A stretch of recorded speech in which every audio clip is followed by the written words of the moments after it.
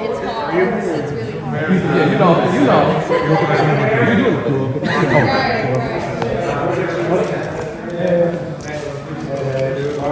Do I need a mic? Probably. Voice is a little hoarse, but I still got it.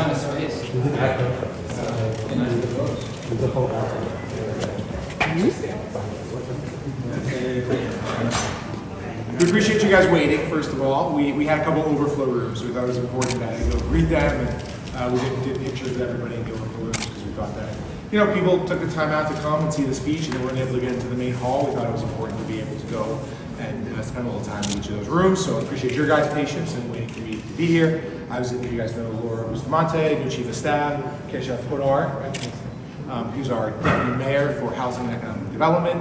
And we're really excited. Obviously, I'll speak for like 2 seconds and give you guys a chance to ask any questions on your mind.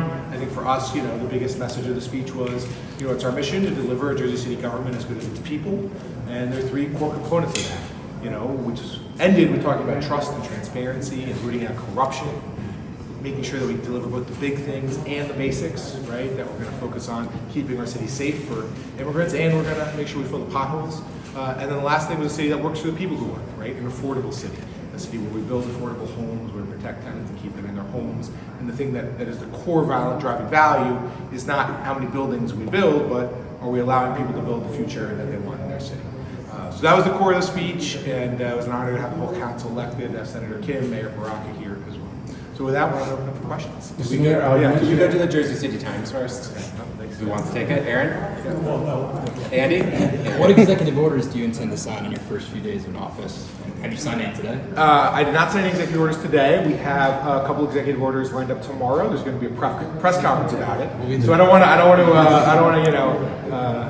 overstep, but the first are going to be on public safety and making those streets safe for pedestrians, drivers, and bicyclists alike. But we're going to have a lot more to come after that.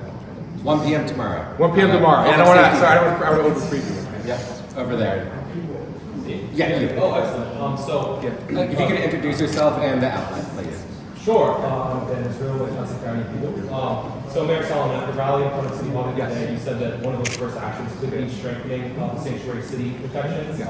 Could you confirm if that's going to be one of the things? That won't be tomorrow, but yes, we will be putting an executive order out strengthening our sanctuary city protections because it's core value of Jersey City. We're the home to Ellis Island, America's Golden Door, and we have to show immigrant families across our city that we're going to have their backs. So yes, that will be an executive order coming soon. Yes. Coming very soon. Very soon, yes. You're calling, so I don't want to. That's obvious. Mr. Mayor, congratulations to you for your Jersey First TV. You alluded to the budget in your speech. Not sure you want to be too specific, but what are you most concerned about right now as you just took office? Yeah, so it's a great question. I think the biggest thing, right, is we have to deliver a budget that works for working families. And as I said in the speech, when we got to look at the numbers during the transition period, they're worse than we anticipated, and we anticipated them being poor. So that means we're going to have to make tough choices, and we're going to have to deliver a balanced budget. So it's certainly something that we're going to, like I said, have a lot more to say about.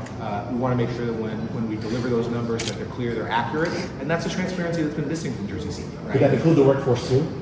Yeah, sorry, no. We're gonna the first thing, right? To your point, the first thing we're gonna do is just outline the problem, right? Outline what we're facing before we get into all the steps we need to take at that point. The first step is what's the problem, and again, I think what's been missing is real honest communication about that, right? I think people have papered things over year after year, and you need to stop kicking the can down the road, and that's what our administration is committed to doing. Is getting our budget back to sound fiscal footing, but it's going to take some hard choices and some common sense, as we said in the speech. Good luck, Mayor. Congratulations. Thank you for your I'll just say, when we do the budget stuff, we're going to be working a lot with everyone in the press here to help deliver the full story of what is happening in the city and make it digestible and understandable for all the people of the city. So we'll be working closely with you on that. Yes, Jordan Cole with JC in the News. Mayor, congratulations. Thank you so much. I remember a conversation 4 years ago at a Dunkin' Donuts. That's right. Kind of talking about the, Hudson Reporter Days. And yeah, so a privilege and thank you so much. Mayor, you mentioned fiscal responsibility, right? A lot of governance reform, right? Reform seems to be the campaign. Can you tell me the next couple of days, frame by frame, or if you can paint a picture for a lot of folks, like what that would look like impacting your administration? So with fiscal responsibility. Fiscal responsibility, Yeah. yeah. Well, I think it starts with what we just talked about with Fernando. First, it's honesty, right? So you can't be responsible if you're not honest. It's kind of a thing I teach my children all the time, but it's a basic lesson, right? And it starts with honesty. So that's step one. Step two is doing a rigorous analysis of the numbers. So we're going to show exactly the fiscal picture of Jersey City. And that's going to be clear. There's going to be no gimmicks, nothing hidden, nothing to keep it kicked down the road. We're going to give people the clear, honest truth. And then we're going to be transparent and community-oriented in our solutions. So we're going to make sure that we're not just sitting in City Hall deciding what we're going to do. We're going to be out in the community talking to folks, hearing what's on their minds, and that will guide us as we get the city's fiscal house back in order. Can I do a follow? Sure. Yeah, so at the protests, you mentioned that there would be, following with the Hudson County View, that there would be training, proper training under the executive order. Can you explain and give detail as to that training? Sure. So I mean that will be in the executive order when it's released, but the short version is what you said, which is we are going to basically ensure that employees in Jersey City are trained in what it means to be a sanctuary city, right? What are the rules in place? You don't have to voluntarily cooperate with ICE. What are the spaces in which they're not able to enter unless they have a criminal warrant signed by a judge? Or we're going to be able to outline those very specifically because rules and rights don't really mean anything unless the people enforcing them know what they are. So we need to make sure that it's the responsibility of every employee in Jersey City to know exactly what those rights are and ensure that we're doing everything in our power to keep immigrant families safe. Thank you, Mayor. Thank you. I know someone wanted something on Liberty State Park. Me. Oh, yes. In light of what happened this morning, Asada Wright Yes. in the city time, Yeah. sorry. Would you like to comment on what happened Sure. this morning? Also, I know some advocacy groups are thinking about doing a lawsuit. Would the city be interested in joining such a lawsuit? Sure. Let me start with just what happened, which is it's kind of what people hate about politics in New Jersey. You had this thing where big moneyed interests, got a deal, and then they were able to push that deal through kind of the mechanism of the bureaucracy, despite the fact that pretty much every leader in Jersey City was saying we don't want this deal, right? We don't want this 7 foot for obviously 7-story warehouse for yachts. And we simply didn't think that was the appropriate scale and scope and size of private interest in the People's Park. So obviously I was opposed to it. I was not, because obviously today's inauguration day, I wasn't there, but I heard the Zoom was a complete mess, that people couldn't get on. I don't know if that violates the Open Public Meetings Act, but I'll let some folks analyze. In terms of lawsuit, we're going to look into it. I don't want to make a promise or a commitment right now, but we're going to examine every option. And I have been at protest after protest at Liberty State Park. I hope one day I can just be at a celebration and not a protest. But we're going to continue to talk to the Friends of Liberty State Park about our options. Over here. Hello, Maria Solomon, AJ Slice of Culture. Yes. I know you're speaking to all of us as mayor, but Yes. I'm wondering if you could speak on a little more personal level, Sure. maybe to the people who are still a little unsure, Sure. especially with this new administration and just everything that Jersey City has been through. How can you reassure them? Yeah, of course. The first thing to say is that's natural and understandable. We've had a lot of leaders say the right thing but not do the right thing. Whether that's in Jersey City or in our state or in our country. So for me, trust is earned. And I don't view it as my job to say the right thing, I view it as to do the right thing. So if you're at home and you're saying, hey look, maybe you said some things I like but I'm not sure, or even hey, I'm not sure I even like some of the things you said, I think for me it's just see the work that we're going to do. And we're always going to be honest, we're always going to tell you what we're trying to do and what we're trying to accomplish. And day by day, I think we earn trust. And one of the things I'm most proud of in my 8 years as a councilman is, having folks, I'll tell one story. I had a guy who owned a bunch of Airbnbs. And so back when I was the co-sponsor of the regulation of those Airbnbs, he was very upset, came to the city council, closed everything. And a year later, when I'm running for re-election, he had my sign in his room. And I said, it's really kind, I didn't expect it, why? And he basically said, I didn't agree with you on your Airbnb rules, but I knew you believed you were doing the right thing. And on the other issues where I did agree with you, you always listened. You weren't mad that I came to the council to oppose your legislation. You always were just trying to make the community better. And I think I'm going to do that as mayor. And I think over time, people will be able to trust both myself and the team that we have here, that we're here to fight on your behalf each and every day. Thank you. Absolutely, of course, yes, thank you. Next. Yes. Hi, my name is Danny Lowe, Hudson County View, Canadian Day. So yeah, I was curious about your cannabis policy. Curious if you had given any thought to allowing cannabis lounges in the city. Sure. So I think the first thing is we got to fix the CCB, right? That's the Cannabis Control Board. You know, it hasn't really been functional. That's led a lot of people to just be in limbo. That's not acceptable.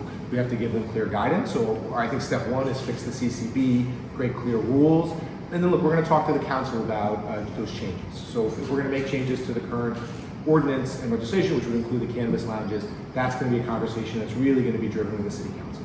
Well, I guess we'll be looking forward to that. Yes, absolutely. Anyone else?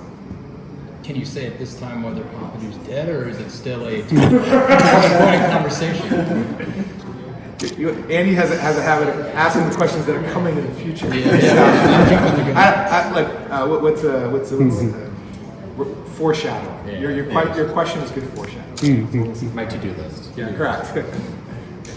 Anyone else? Yeah. Sure. So when we talk about the budget, I know you said there might be some tough choices. I know it might be too early to say, but does that mean you might foresee some tough cuts being made in some areas where it balances? Well, let's start here. Like again, first things we're going to do is define the scope of the problem. Right. That's step one. What we're not going to also do is waste money. Right. So we're going to look through every nook and cranny of the city, and we're going to make sure that every dollar is being spent on something that actually makes people's lives better. So we're not going to tolerate just sort of money going out the door. I was joking, but I'm serious. Like we're not going to keep spending lots of money on swag. Like it's just not a good use of city resources. So that's where we're going to start. But when you get to the question of what we're going to do, it's like we're going to define that problem, and then we're going to have this conversation with the community about the solutions. Yes. Yeah, so Christ Hospital, right? Yes. So you mentioned, well, I think it was like more of a satirical like a comment, but I wanted to know, like under your administration, how do we prevent a situation like that from happening again? Sure. Well, I think to stop from happening, I think you look at the full scope of what happened at Christ Hospital. It's something I've talked about a few times, and it really does speak to, I think, the change you're going to see in our administration. So the first is, for a decade, CarePoint was leeching money out of Christ Hospital. So, the state, I think, SCI, State Investigative Commission, SEC? I forget the exact acronym, excuse me. But, what they reported was that, the CarePoint took $150 million in management fees out of the hospital. It's $150 million. They destabilized the financial health of the hospital while they were personally profiting, not just a little bit, but an extraordinary amount. And, I think as mayor, our job is to have someone who's on the board, who's watching when that report comes out, to say, look, that's a fire alarm. We're going to immediately take action to stop something like that from happening. So that's the first thing, is making sure we are watching our institutions, we're making sure that we're doing our power to keep them strong and keep them solvent. And then obviously when it comes to Christ specifically, our position is right, there will be no luxury development on that site unless there is real acute health care. That's the position, right? So, the current existing emergency room is not close to enough for what needs to be on that site. So our hope is that we're going to be able to return real healthcare to the Heights. But certainly if the owners, HRH, don't return real healthcare, we're going to make sure they can't go. They just reappointed another executive, so have there been conversations directly? Sure, there haven't been conversations with them certainly in the last, certainly a couple of months since I was elected. We certainly will speak to them, right? My position is to speak to everybody. But our position in the meeting will be the same position I told to you here, which is we need acute healthcare return to that site before development can come to that site. Thank you. Thank you, everyone. All right, thank you guys, I appreciate it. Yeah, really appreciate it. Thank you for staying late. Thank you guys. Thank you.